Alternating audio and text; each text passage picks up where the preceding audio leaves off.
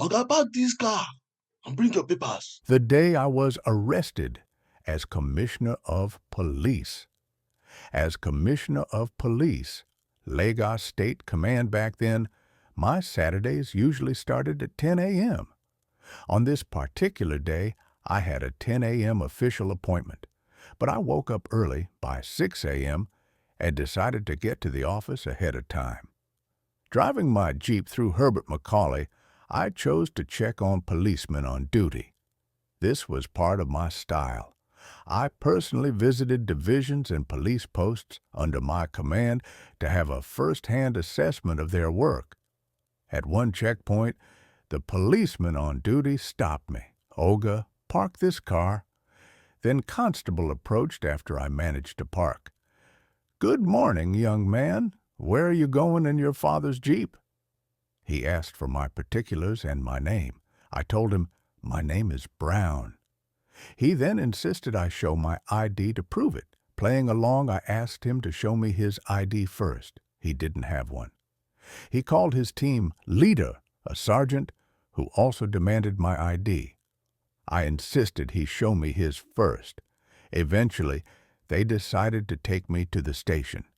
At the station, there was no parking space except the DPO's. I parked there.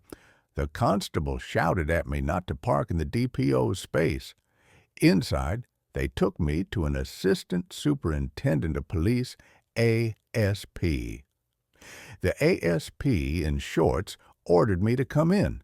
I refused, saying he wasn't in uniform. He pushed me inside. As I pulled him back, he took a closer look at me. Meanwhile, an old man at the station quietly tiptoed to the DPO's office, looked at the photo on the wall and confirmed they had just arrested the Commissioner of Police. He quickly jumped out through a window. The sergeant who brought me in was confused about why I was still there. A colleague whispered to him that I was the CP.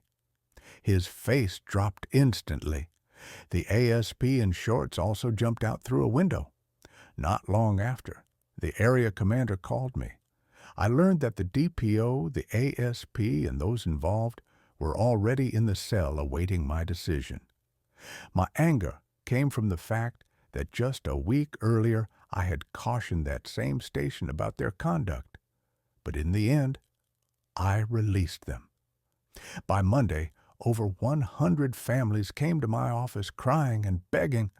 One elderly man pleaded, saying one of the policemen was the only officer from his village. If I dismissed him, there would be none from their village.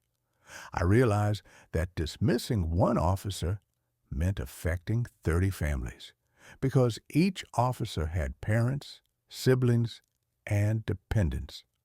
So I didn't dismiss any of them. Instead, I used the incident as a strong deterrent to others.